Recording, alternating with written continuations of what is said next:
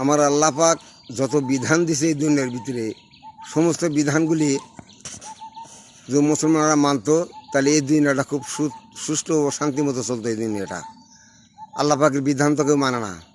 আল্লাহ পাক যতগুলি বিধান দিছে, আল্লাহ এবং আল্লাহ রাসূল যতগুলি বিধান দিছে এই দুনিয়ার ভিতরে, কোরআনুল কারীমের ভিতরে যত বিধান দিছে সমস্ত বিধান হলো ন্যায়ের পথে।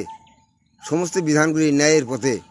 হ্যাঁ, এই ন্যায়ের পথে চলার জন্য আল্লাহ পাক আদেশ দিছে, তোমরা মুসলমানরা সব ন্যায়ের পথে চলো, অন্যায় পথে কেউ চলো না, অন্যায় পথে কেউ পা বাড়াবে না, এটা আল্লাহ পাক বলছে।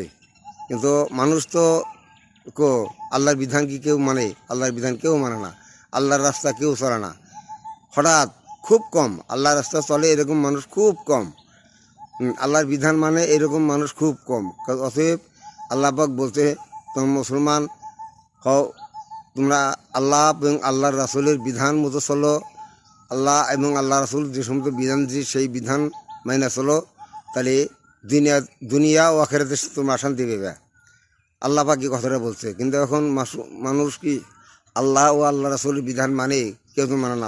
আল্লাহ এবং আল্লাহ রাসূলের বিধান কেউ মানে না, সহজে মানে না। হঠাৎ খুব কম এই আল্লাহ এবং আল্লাহ রাসূলের বিধান মানার মতো মানুষ খুব কম দুনিয়াতে।